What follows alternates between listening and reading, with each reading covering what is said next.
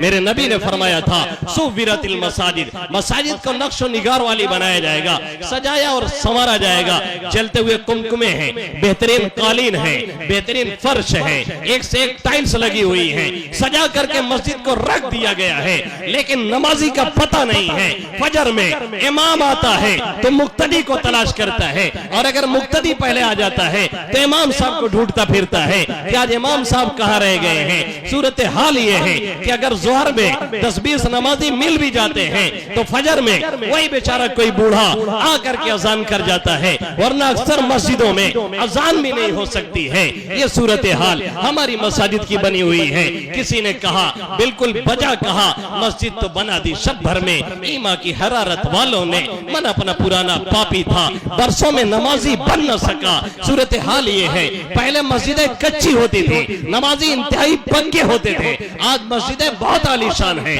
اور نمازی انتہائی کچے ہو چکے ہیں۔ جمعہ میں آتے ہیں، وہ بھی کھڑے ہو کر کے پیشاب کرنے کے عادی ہیں۔ اللہ اعلم کتنے پاک آتے ہیں کتنے ناپاک آتے ہیں، اللہ ہی بہتر جانتا ہے۔ صورتحال یہ بنائی گئی ہے، سوّرت المساجد وعلیت المصاحف۔ اللہ کے حبیب صلی اللہ علیہ وسلم نے فرمایا تھا قرآن کو آراستہ کیا جائے گا، قرآن کو سجایا جائے گا، لیکن اس پر عمل نہیں کیا جائے گا۔ قرآن کو سجایا جائے گا لیکن اس کی تلاوت نہیں کی جائے گی۔ قرآن کو سجایا جائے گا لیکن اسے ہاتھ نہیں لگایا جائے گا۔ قرآن کو سجایا جائے گا لیکن اس پر عمل نہیں ہوگا۔ یہ زمانہ وہی ہے۔ حضرت سفیان رحمہ اللہ تعالی نے یہود و نصارہ کا نقشہ کھینچتے ہوئے لکھا ہے، ادرجوہ بالدیباج والحریر ولم یحلوا حلالا ولم یحرموا حراما، کہ آپ فرماتے ہیں کہ یہود و نصارہ نے توریت اور انجیل کو ریشمی جزدان میں رکھا، سونے کے پانی چڑھا کر کے رکھا، لیکن نہ اس کے حلال کو حلال جانا نہ اس کے حرام کو حرام جانا۔ آج صورتحال ہماری اور آپ کی یہی بن چکی ہے، نہ پتہ ہے قرآن ہم سے کیا کہہ رہا ہے، نہ یہ خبر ہے اللہ ہم سے کیا کہہ رہا ہے، نہ یہ خبر ہے اس میں قصہ کیا بیان ہو رہا ہے، نہ یہ خبر ہے اللہ نے کیا نصیحت کی بات کہی ہے، نہ یہ خبر ہے کیا پیغام دیا جا رہا ہے۔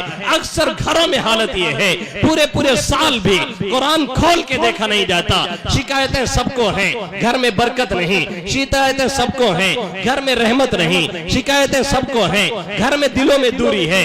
صورتحال یہ ہے، ایک گھر جہنم بھرا ہوا ہے، ساس بہو کے ہردم جھگڑے ہیں، نرد بھوجائی کے ہردم جھگڑے ہیں، بڑے میاں کو صبح چائے بھی ٹائم سے نہیں ملتی ہے، کیوں؟ اس لیے کہ ساس بہو کے جھگڑے چل رہے ہیں۔ بہت لمبے گھر ہیں، عالی شان ہیں، باہر سے چمک رہے ہیں، کمکما لگا ہوا ہے، شاید اندر جنریٹر بھی چل رہا ہو اور ہو سکتا ہے اے سی بھی لگا ہوا ہو، لیکن ان اے سیوں سے، اس انورٹر سے، اس جنریٹر سے باڈی کو ٹھنڈا کیا جا سکتا ہے، دل دماغ کو ٹھنڈک خدا کی قسم کھا کر کے کہتا ہوں اگر پہنچ سکتی ہے تو اللہ کے ذکر سے اور قرآن مقدس کی تلاوت سے۔ ہمارے اور آپ کی اے سیوں سے دل نہیں ٹھنڈا ہو سکتا، دماغ نہیں ٹھنڈا ہو سکتا، باڈیاں ٹھنڈی ہو سکتی ہیں۔ ان چیزوں سے، ان پیسوں سے، ان کاروں سے، ان بنگلوں سے، ان ہائی فائی ایجوکیشن کے ذریعہ سے کچھ دنیا کھانے کمانے کے طریقے پیدا ہو سکتے ہیں، لیکن دل دماغ کو جو راحت اور چین اور سکون ملتا ہے وہ اللہ کے کلام کی تلاوت سے ملتا ہے، اس پر عمل کرنے سے ملتا ہے۔ صورتحال یہ ہے، گھر کی ماں ہے، صورتحال یہ ہے، گھر کا گارڈین ہے، صورتحال یہ ہے، گھر کی بڑی اور بوڑھی ہے، وہ بھی سیریل میں مست ہے، وہ بھی گانے میں مست ہے، وہ بھی دن رات اسی موبائل میں مست ہے، کوئی فیس بک پہ ہے، کوئی واٹس ایپ پہ ہے، کوئی ایمو پہ ہے، کوئی کسی چیز پہ ہے۔ آج حالت یہ ہو گئی ہے کہ بیڈ پہ جاتے ہوئے سوتے ہوئے ہر شخص موبائل کچھ کرتا رہتا ہے، مسجد میں بھی 10 منٹ کے لیے آتا ہے تو بھی وہی ہلو ہائے لگائے رہتا ہے، وہی میسج کرتا رہتا ہے۔ اگر 2 منٹ نماز لیٹ ہو رہی ہے تو سوچتا ہے کہ کوئی فائدہ اٹھا لے، اور فائدہ کیسے اٹھا رہا ہے؟ چیٹنگ کرتے ہوئے فائدہ کیسے اٹھا رہا ہے؟ کسی کو میسج کرتے ہوئے۔ یہ توفیق نہیں کہ مسجد میں ہے تو 10 منٹ اللہ اللہ کریں، یہ توفیق نہیں کہ مسجد میں ہے تو 10 منٹ سبحان اللہ کہہ لیں، یہ توفیق نہیں کہ نماز میں 2 منٹ باقی ہے لا اللہ اللہ کہہ کر کے دل دماغ کو گرمی پہنچائیں۔ صورتحال یہ ہے، ایک گھر کو نہیں، ایک روم کو نہیں، ایک بیڈ کو سنیما ہال بنا دیا گیا ہے. پہلے حالت یہ تھی پورے پورے گاؤں میں کہیں کہیں ٹی وی ٹیوا ہوتا تھا, کہیں کہیں ڈش اینٹینا ہوتا تھا.